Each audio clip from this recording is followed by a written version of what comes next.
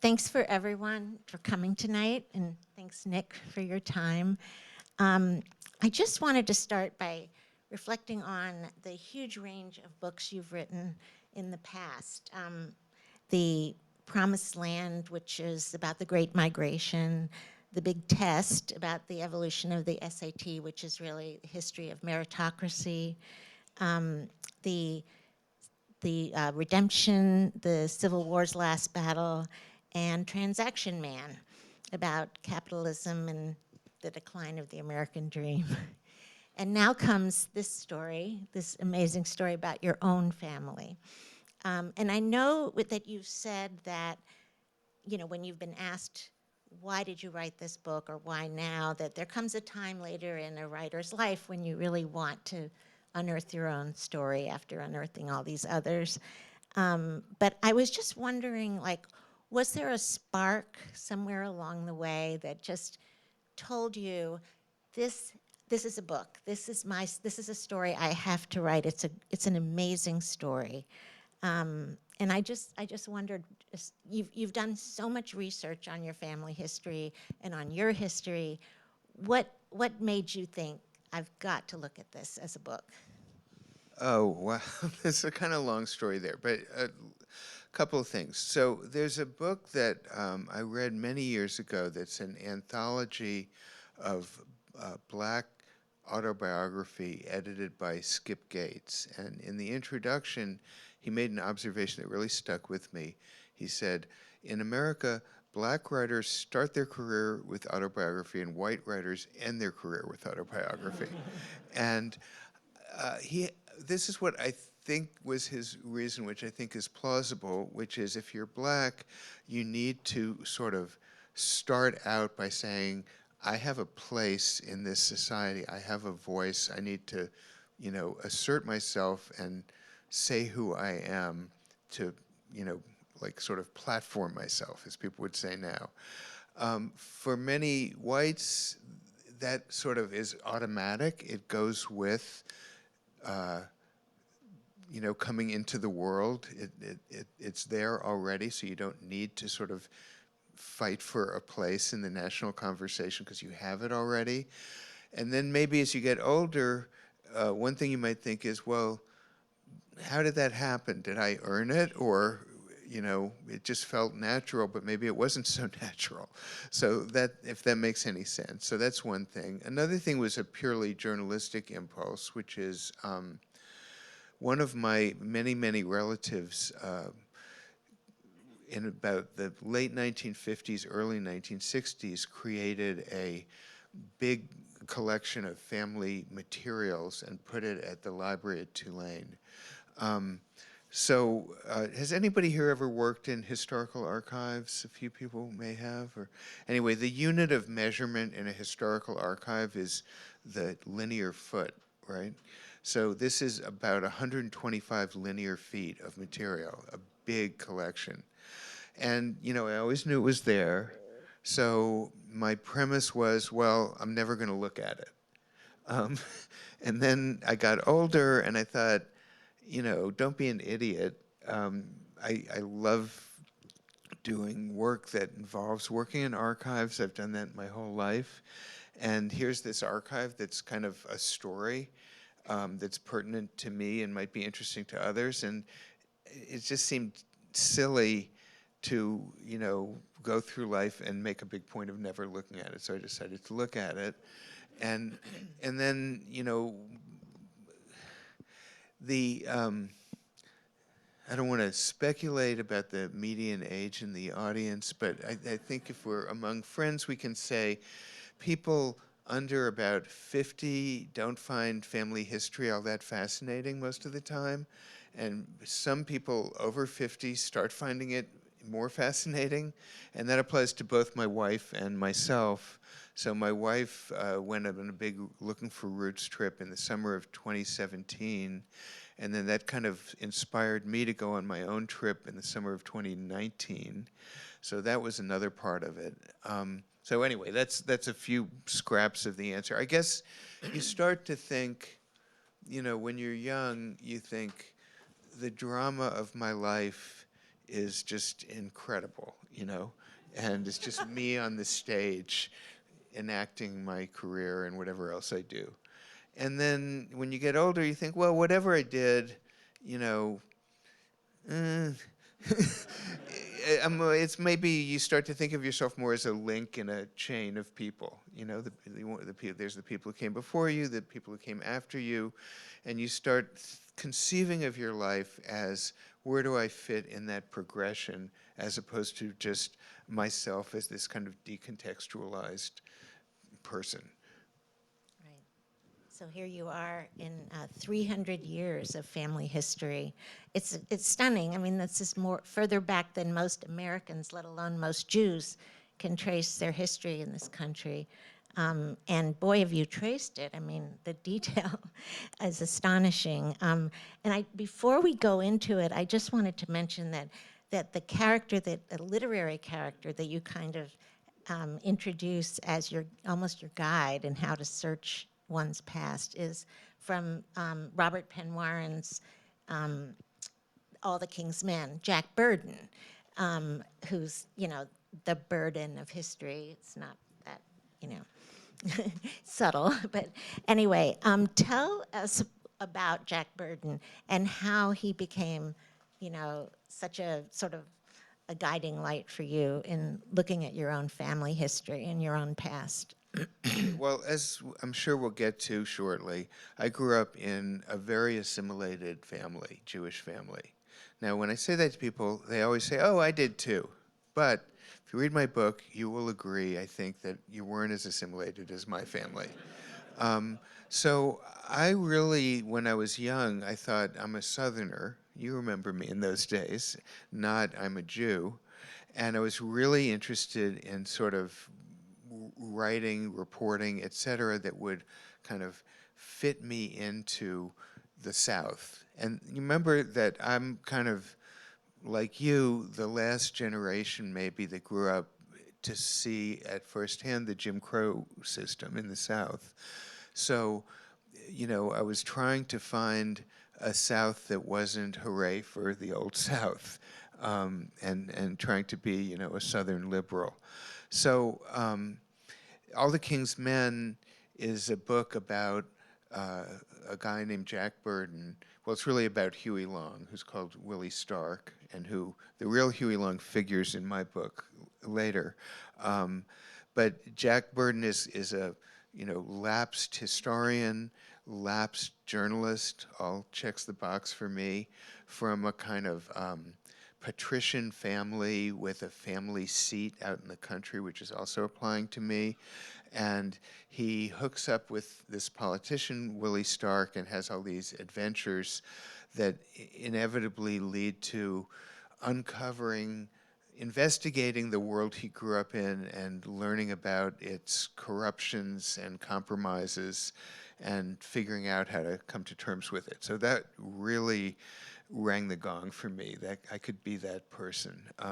So I was introduced to that book by a famous, no longer with us, New Orleans character and book collector named Ben C. Toledano. And I remember him holding it up and saying, this is the greatest Southern novel ever written. It's not much read in courses today, but it is a great novel. And he said, you have to read this book. And so there it went. It is a great novel. And Nick and I went to college together, so we both read this book in probably the same course. And we're very affected by Jack Burden in particular.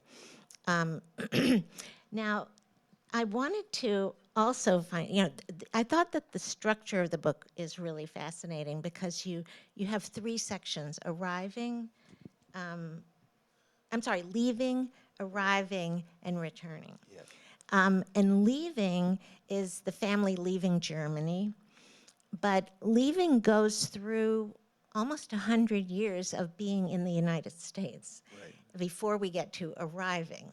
So what is arriving if not two generations of being in the United States? Well, I guess the way it's structured, and it's also written in a way that sort of keeps moving back and forth in time somewhat, although it has a basically chronological structure. And what I mean by arriving is a sense that I guess, started in the early 20th century, that the family, what was striking to me researching it was the family really, up through around 1900, thought we're Jews. We live in a Jewish world. That's our self-ID and reference point. So we live in the United States, but that's who we are. And then it started to become possible to think of ourselves as full-in members of American society and participants, as opposed to people who lived in an all-Jewish world and participated in only Jewish things. And then that's where things get complicated. So that's what I mean by leaving was leaving Germany, and maybe leaving a traditional Jewish life, although it's more complicated than that, and arriving is sort of making it in America. Yeah, that's what I thought, but I think it's Which interesting. entailed, in the view of at least my parents, being a lot less Jewish so that you would be accepted. And then returning is sort of me returning to Judaism. Right. Now, the first two generations, your great-great-grandfather Jacob and your great-grandfather Bernard, are the two who are still leaving after they've arrived. And you didn't really know their story, did you, before? No, And I I didn't. think it's fascinating. Would you just talk about what you discovered that shocked you about them? Yeah.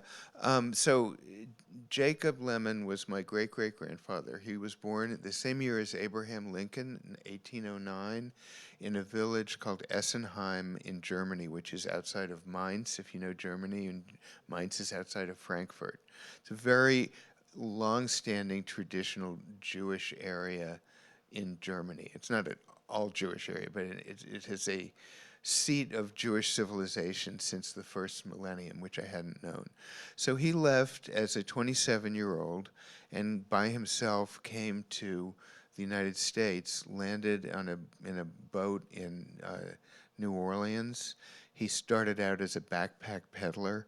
This isn't the standard American Jewish narrative, but it is a fairly common story in the South, and for German Jews in the South in the early 19th century. Has anybody here seen the play The Lemann Trilogy? Yeah, okay, so that's the same kind of story, except they went to Alabama, but it's not a whole family coming, it's a single man coming, and a deep South destination, starting as a peddler with a backpack, with the aspiration of opening a general store in a small town. And, those who have driven through the rural South, even now, you can see the remains of this. Like any little town, any little county seat in the rural South, you go to the town square and there's a store called Cohen's or Levy's or something like that. So that was us. So Jacob came, he settled in the town of Donaldsonville, Louisiana, which is where the Bayou Lafourche meets the Mississippi River. And he married a teenage Cajun girl, Catholic, named Marie Berthelot.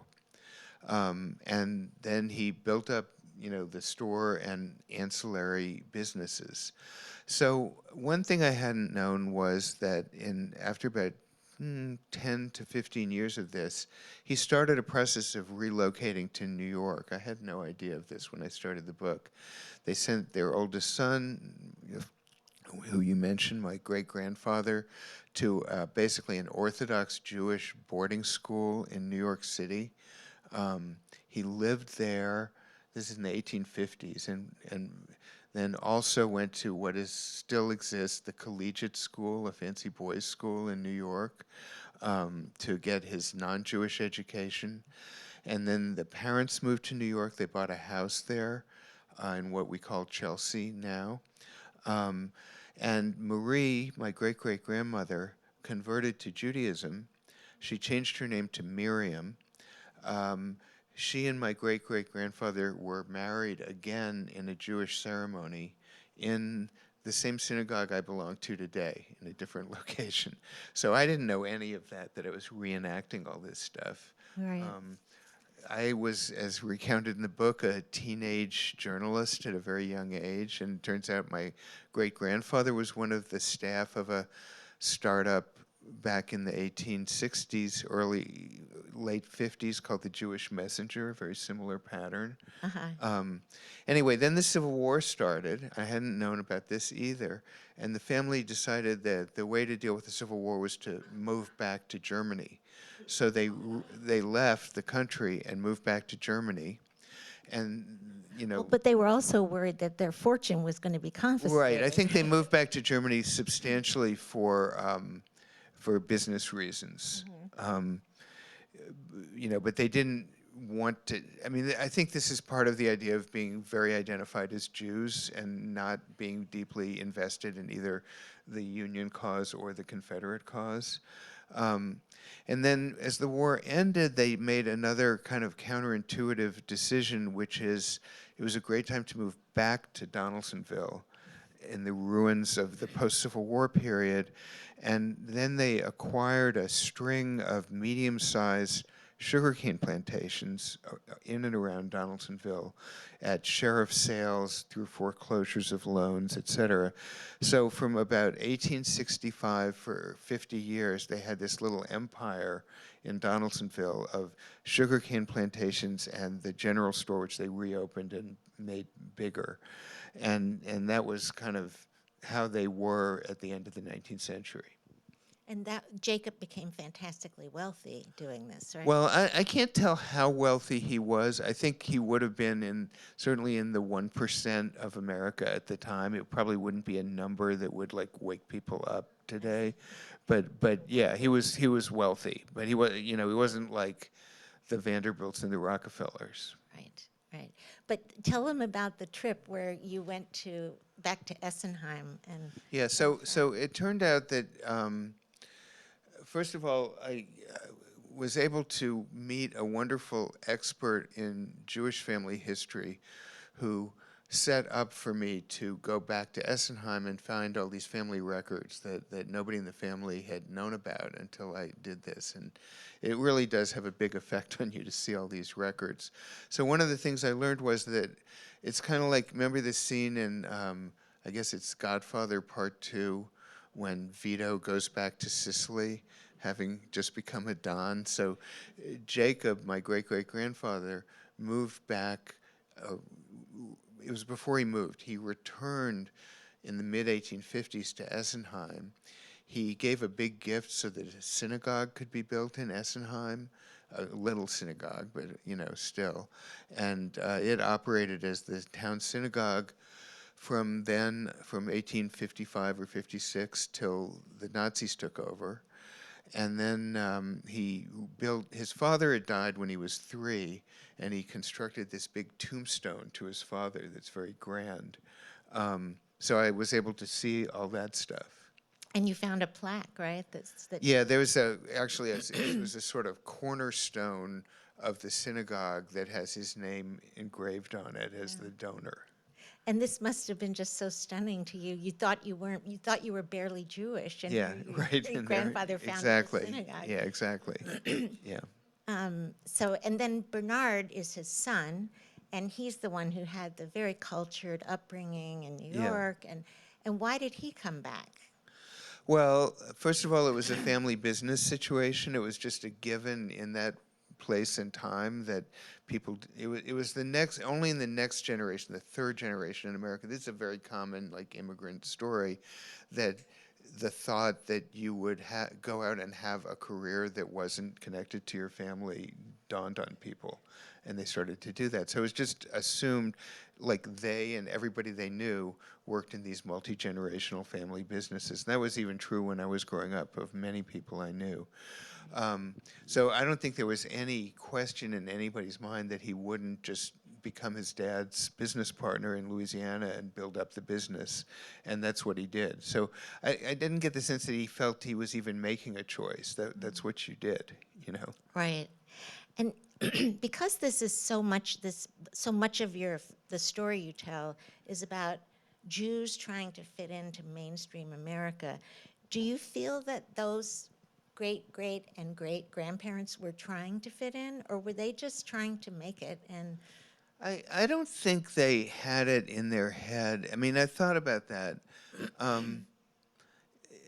Certainly The whole history, I mean, this sounds like potted history, but it's really not. That people say the first Jew who had any life outside of the Jewish community or in the outside or bigger world was Moses Mendelssohn, who, as a 14-year-old boy, rode a donkey into the gates of Berlin in 1743.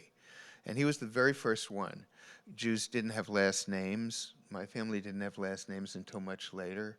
Moses Mendelssohn was a made-up name. He was Moshe ben Mendel, you know, and so this whole idea of, you know, to use the 19th century terms, Jewish emancipation, Jewish enlightenment, the Jewish question, this was all pretty new, you know, and my family members didn't really, as far as I can tell, you know, they weren't invited and they didn't want to be invited to live in a non-Jewish world. They just, that's how they lived. They were ethnic. And it was only when Bernard moved back to Donaldsonville after the Civil War that you start seeing him kind of interacting with the other plantation-owning families in town who were not Jewish. But really, for most of the time, that's just not who they hung out with. That's not who they did business with.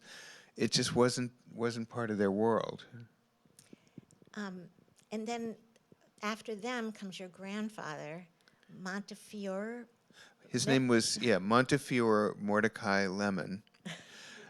Now, this is another thing about, you know, finding out how Jewish my family had been.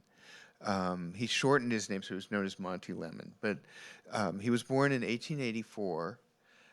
So the reason he was named Montefiore is the most celebrated Jew in the world at that moment, Sir Moses Montefiore in Britain, turned 100 that year. So in faraway Donaldsonville, Louisiana, baby is named after him. And then he was also born in April, right around the time we are now, which is right after the holiday of Purim. And the hero of the Purim story is Mordecai. So Montefiore Mordecai Lemann is, you know, a very resonant Obvious. name. Of course. And you know, his parents, my great-grandparents, had met at a Purim ball in New Orleans. Yes. So that, you know, that's kind of the zone they were in culturally. I see. Okay. Well, I mean, it strikes me that he fit in better than people of later generations could have imagined. I mean, he was just so successful. He was a dear friend at Felix Frankfurter's from the Harvard Law Review. He was consulted by the president, by Roosevelt. Yeah, so it was interesting. So he was the first generation to sort of leave the family business and do things out in the big world, a la Moses Mendelssohn, I suppose. And he went to Harvard and Harvard Law School, class of 1906. And there he met a circle of people, including Frankfurter, but also non-Jewish members of the Harvard Law Review, who remained friends for their whole lives. He returned to New Orleans and co-founded a law firm there that was one of the prominent, you know, corporate law firms of New Orleans. And he was, you know, it was kind of like, if you think of the Eastern establishment, I don't know if it still exists, it needed a bureau chief in the Deep South, and he was kind of that. So he was on every conceivable board, et cetera, et cetera. And that was because he was one of the few people in the South at that level who wasn't super right-wing, you know. So he could sort of be in a national context and fit in. So on the dimension we're talking about, it was interesting because he lived, you know, the German Jews had a sort of civilization that's now vanished, but its heyday was probably the first half or first 40 years of the 20th century, and he lived in that world.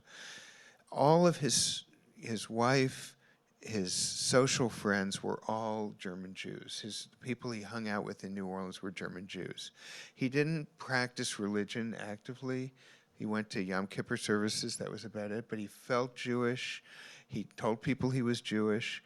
His partner in the law firm was not Jewish.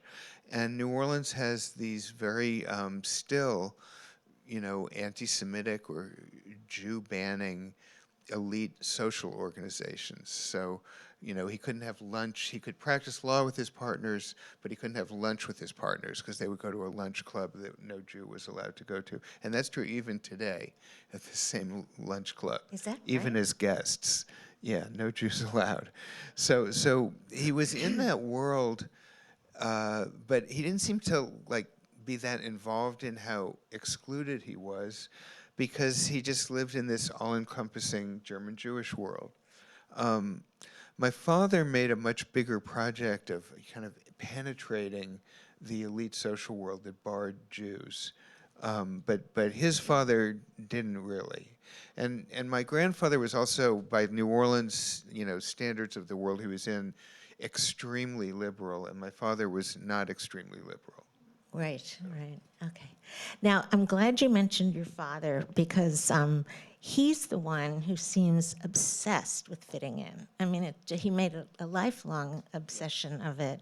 And there's this one story you tell really early in the book, so clearly it's supposed to be, defining. I think it's on page 15, where you're a teenager and you get an invitation to join a very elite Mardi Gras society. And I think you're the first Jew ever to get this invitation. Right. So tell that story. That's a Okay, great. so that's, and by the way, in the first draft of the book, that was the opening of the book. I was going to say, why didn't you start And with the that? reason, nah, let me just tell the story. I mean, readings are for fiction writers, Um, so the reason my editor didn't want to start with the book, start the book that way, is he said, readers just will not believe this story. I said, what do you mean? He said, well, they just won't believe how important it would have been for a 13-year-old boy to be invited to a Mardi Gras ball. It's just a really, really different world. If you think about, in whatever world you're in, the kind of obsessive attention people put into their professional lives and the many gradations of achievement and rank, that's what people in New Orleans put, in my world that I grew up in, not into their professional lives, but into where they stood in the Mardi Gras crew and allied institution hierarchy. And, to this day, people just can sit around and talk about this for hours and hours and hours. So, I got invited to this ball. My father, I just put the invitation in a drawer, but clearly my father had engineered it, because he came to me and said, were you invited to this ball? And I said, yes. And he said, well, what are you going to do? And I said, nothing. And then he gave me this big speech, which told the whole kind of narrative of our place in the world. And some of this will ring a bell with some of you. So in the Jewish world, at least back in those days, there were the German Jews. Well, first, there were the Sephardic Jews, a very small group. Then the German Jews came, bigger group. The Sephardic Jews looked down on the German Jews. Then the German Jews sort of succeeded, and then the much bigger group of Eastern European Jews came, and the German Jews really looked down on them. And so our narrative was that we were about to be accepted, but then the Eastern European poor Jews came and settled in the slums. They were very visible, they were very Jewish, they were radical, they spoke Yiddish, etc. And oddly, people who weren't Jewish thought we were like them. They couldn't tell the difference. And so therefore, everything was ruined for us, and these doors started closing. So it was in right as the big immigration from Eastern Europe of Jews started, country clubs and neighborhoods and jobs, et cetera, started excluding Jews. The very first king of Mardi Gras was Jewish. Louis Salomon was his name, but then by the time I came along, no Jews were allowed. So my father's idea was, we're going to reverse this by being this sort of, I don't know, like James Meredith of Mardi Gras or something, and we would integrate these crews, and then the doors would open and the long era of anti-Semitism would end. So he really, really wanted me to join this organization, and we agreed. I was, by even then, sort of rebelling against all this, and I said, we made a deal that I would join, but I didn't have to go to the ball. So that's what happened. Right. So you actually joined the club. I joined the club, but I never went to the club, and I never had any other interaction with these Mardi Gras organizations. You could put it on your resume, or your father could put it on his resume. Yeah, exactly. Okay. That was just amazing. I just realized we probably don't have forever, so I want to talk about the part of the book where you return to your Judaism. It's so interesting in that it feels like it was just welling up in you, and it was going to burst at some point. You sort of trace it, and you also have to persuade your parents, your father in particular, that this is now your life. But what about for you? I mean, when did you feel that this thing that's been blocked out from you, and from your whole life experience, is actually the experience that defines you? It happened slowly and gradually, and part of it is, it's, per the story I was just telling, anything that was sort of mainstream American Jewish was just very strictly forbidden and could not ever be discussed in our household. I think because we wanted to separate ourselves from Eastern European Jews, and because we wanted to be accepted, even though we never quite got fully accepted in this world in which my father wanted to be accepted. So, I mean, I know that there was an excerpt from my book in the New Yorker, and like the fact checkers, the famous New Yorker fact checkers didn't believe this, but I had them check it, and I finally came around. We never talked about the Holocaust. We never mentioned Israel. That was just, we didn't eat bagels. We didn't eat any Jewish food. We didn't celebrate Jewish holidays. We went to the temple on Thanksgiving only. My father... That's what I thought. Your grandfather went on Yom Kippur, but your father only went on Thanksgiving. Yeah, and when I found out that he had, pulled me out of my Jewish education, such as it was, which was pretty minimal, because he found that Israel had been mentioned at the synagogue.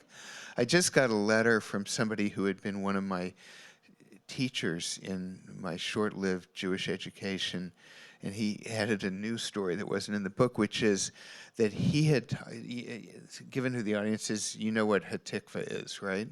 So he had taught like third grade students in the Hebrew school at Temple Sinai to sing Hatikva. And there was a storm of protest, according to him, led by my dad. No. So I knew this world was sort of out there somehow, but it was not allowed in our house. You could not talk about it. It just wasn't, it was too scary. And so that made it more interesting, It was like, for us, the forbidden fruit, like, Shikses in a Philip Roth novel. Yeah. And I was just very, very curious about it, and I felt that, in some inchoate way, something had been lost. We had shut something off within ourselves and to ourselves by making this so strictly off limits. And so I was kind of drawn to it, and when I left home to go to college, I started sometimes going to services and things like that. It was scary because I had no idea what was going on. But I just found it attractive, and I was curious about it, and it just went kind of step by step. I joined a synagogue at age about 30 as a dues-paying member. My 4 children were all bar mitzvahed, and that was very, very important to me. So, and at every step along the way, my parents disapproved of all this, and but we always, when your oldest son had his bar mitzvah, and you told your mother he was going to have a bar mitzvah, she has a pretty amazing... Well, yeah, I quote her in the book saying, well, that's a form of child abuse. So So initially, my parents, we were Reformed Jews. You may have heard of the Pittsburgh Platform from 1885. We were strict Pittsburgh Platform, so no bar mitzvahs at Temple Sinai in New Orleans, confirmation instead. But I wasn't confirmed because Israel had been mentioned, and so when I told them my oldest, who's now 41 years old, was going to be bar mitzvahed, they initially said, "Well, we're not coming." Um, and we went into intense negotiations, and we made a deal that they would come if I wouldn't tell anybody in New Orleans that, this event had happened, or send them invitations. I was allowed to send my first cousins, but that's it. And my first cousins, who lived in New Orleans, his response was, "What are you doing?" And I said, "What do you mean?" He said, "Don't you know that's the first day of the second half of duck hunting season?" So anyway, but all four were bar mitzvahed. My second marriage, which has been going on for 26 years, 27 years, was to a daughter of a rabbi. And our kids went to Jewish day school, so I've gotten like way, way, way more Jewish than my family of origin. And you're part of a minyan at your synagogue. Yeah, so I That's belong really to, if you all know the Jewish world, there's a big synagogue in New York on the Upper West Side called Anshe Chesed, and then within it are various smaller minyanim, and there's one that I belong to called Minyan Ma'at, which is like the scariest place in the world because we don't have a rabbi, because it's assumed, somebody can say, "Can you come up here and lane the Torah portion right now?" And everybody in the minyan except me can say, "Okay, sure, I got it."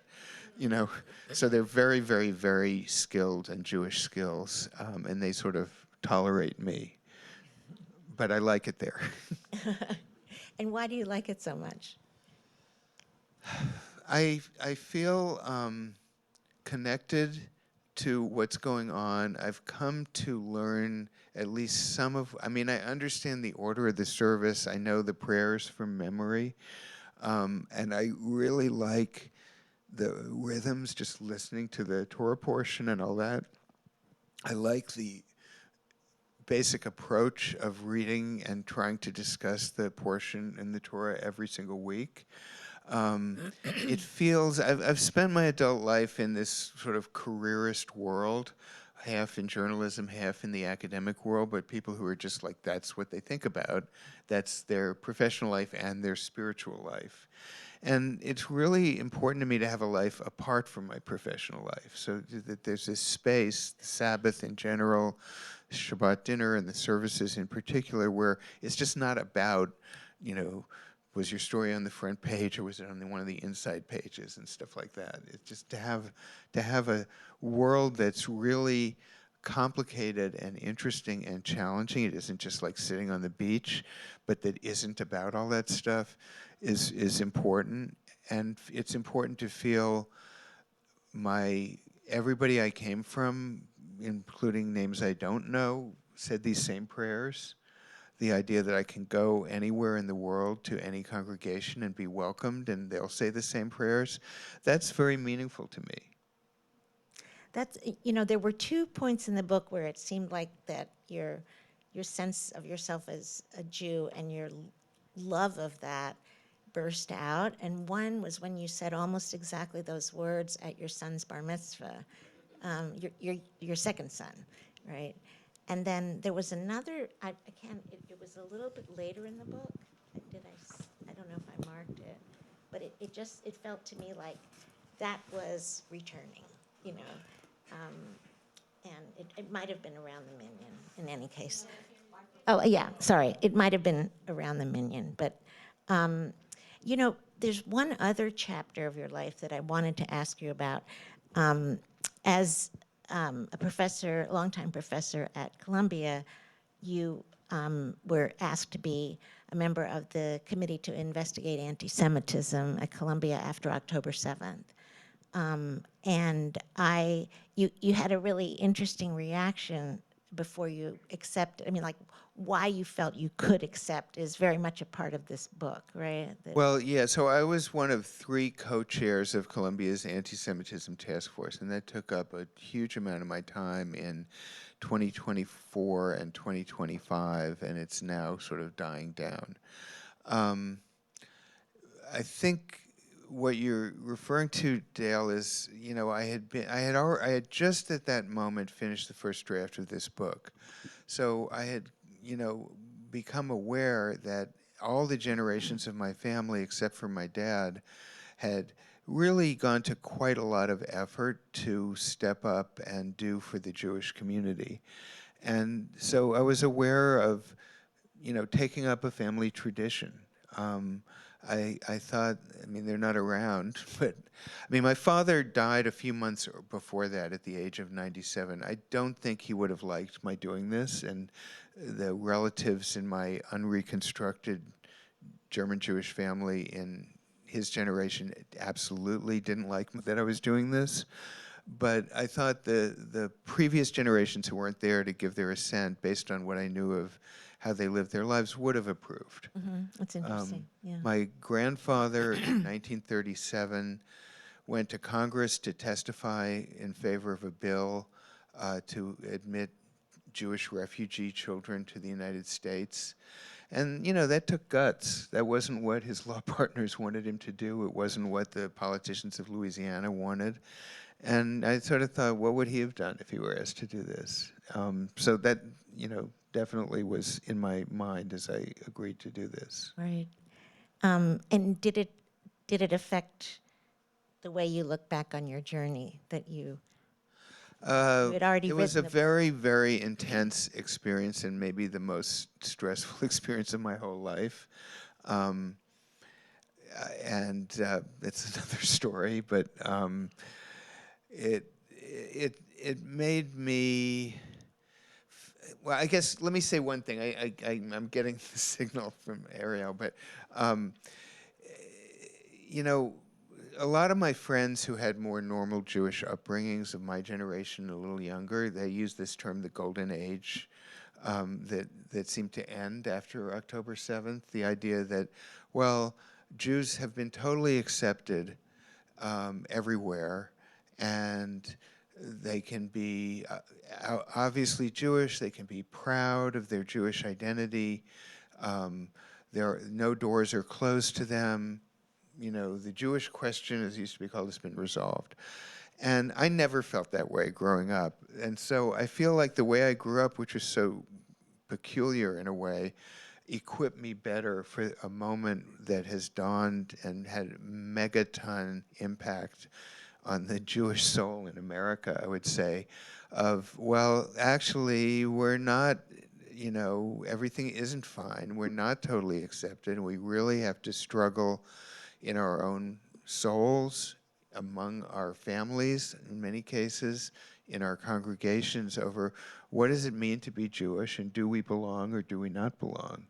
So in a way, I felt like I was in the world I was more familiar with than a lot of my friends were familiar with. It's really interesting. Thank you for coming and telling us a wonderful story. What struck me is that I was listening to almost a script of Sonnenschein. Yeah, I know that movie, yeah. And the parallels of your family to the Sonnenschein family and the integration, and it just was, I was sitting here going, wow, you know, because I read the review as I was waiting for you, and it didn't strike me as much as when you started talking. So that's my comment. Yeah, so it's, I mean, there's this whole kind of literature. There's Sonnenschein, there's The Garden of the Finzi Continis, the book and the movie. There's Leopoldstadt, the Tom Stoppard play. And these are all set in Europe, but they're all about these kind of patrician Jews who, you know, find out that whatever status they have, you know, amounts to not as much as they thought. And another great example is The Hare with Amber Eyes that some of you may know.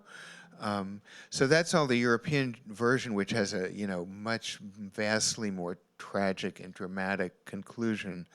But then there's the American version, and not much has been written about it. The one thing that seems, well, there was a bestseller in the 60s by a non-Jewish author called Our Crowd, which is about sort of the German Jewish high society in New York.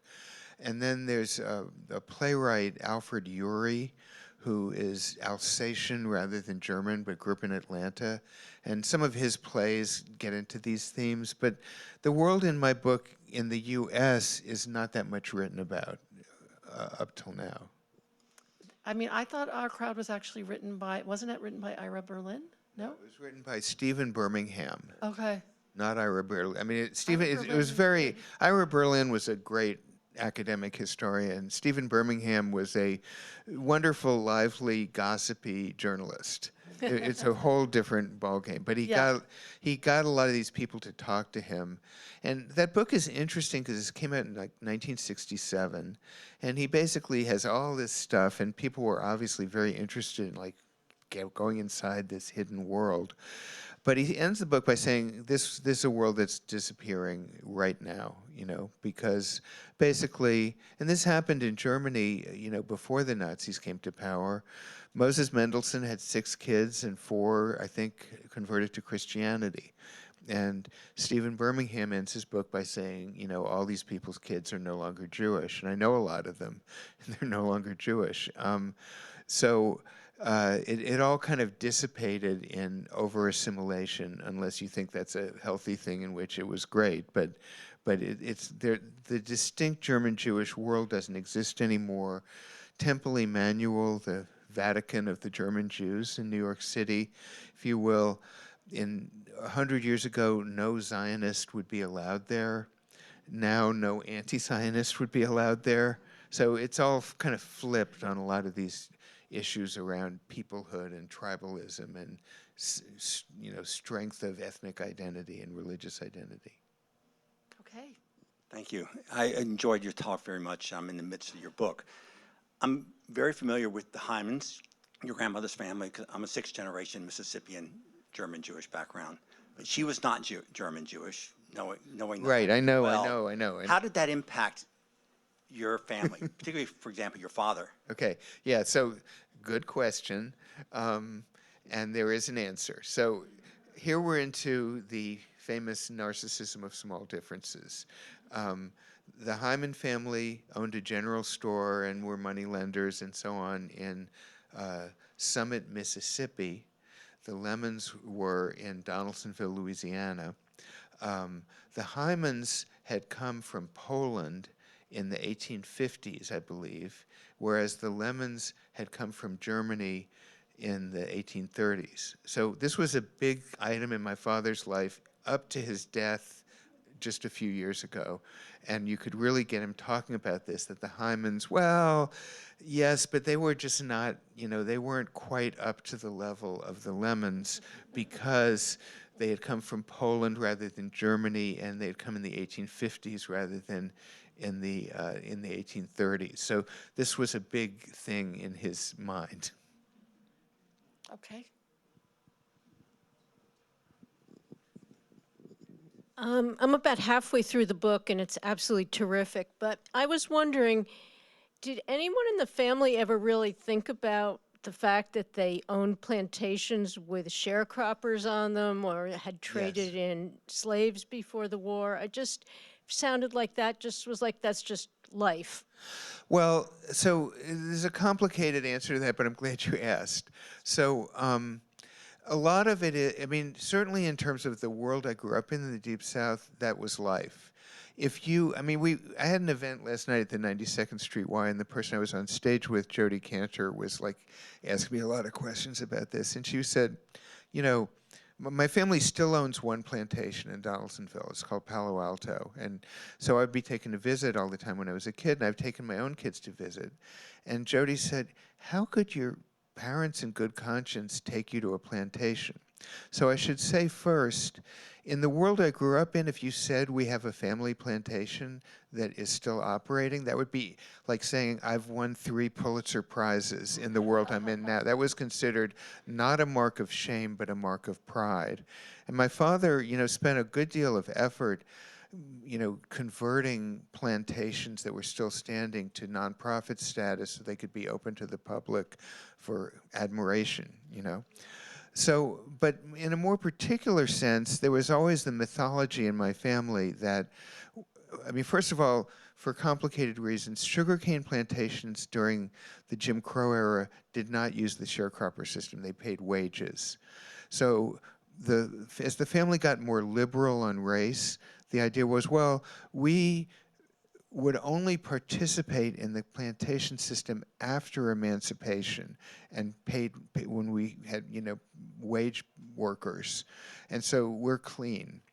Now, that raises, I have to say, a couple of questions. Number one, this is an overwhelming atmosphere of white supremacy, so the extent to which you're not involved in that is fairly fine-grained. And then I also found, as I did research, that my great-great-grandfather had bought and sold slaves about a dozen times during his rise in the 1840s and into the 1850s. He did not operate a plantation. He didn't own slaves in his house, but he had no compunction about that. So that sort of makes the picture a little less rosy than we'd like to have thought. Thank you so much. I so look forward to the book. I apologize for asking a question about what you called perhaps the most stressful experience of your life, but I'm curious now that it's waning a little bit with some degree of hindsight. Not just at Columbia, but obviously there was so much foment about campus activity post-October 7th around the country. I have a son who's graduating next month and was in the middle of it at an analogous campus. And can you reflect a little bit? Do you think there was any relationship between how the Jewish community writ large reacted in that moment and what, from my perspective, and I wonder if you agree, the way the Trump administration exploited, perhaps in bad faith, that moment to pursue illiberal stuff against, immigration and free speech and academic freedom in a way that undermines some of the things that have protected Jews from time immemorial. Yeah, so you're getting at some of the reasons it was so stressful. Remember that our task force had completed the bulk of its work before President Trump came back into office. So it's worth saying the fact that we existed and were doing this work, we weren't really working in secret. We published 4 reports that are very carefully done, in my opinion. You can find them on the Columbia website. We were already super controversial on the campus, and it was a real hot button issue. And then President Trump came in, and his attention to that issue is intermittent, both temporally and by subject. In other words, the Columbia settlement is very heavily about anti-Semitism. The settlements with some other universities don't even mention anti-Semitism. It sort of waxes and wanes. Sometimes it's about trans, sometimes it's about DEI, sometimes it's about anti-Semitism. So whether he's sincere or not, I don't know. But it's certainly, in a sort of liberal campus, the fact that he got into the game put our own efforts in a bad odor, I would say, and it made life more difficult for us. The Jewish community is complicated and split in many ways. There are some members of the Columbia Jewish community who, it's been one of the really sad things about this is seeing the internal polarization. I see this among the kids, the undergrads who have been most active in this issue, where a more united community before October 7th is now very split into JVP or Republican.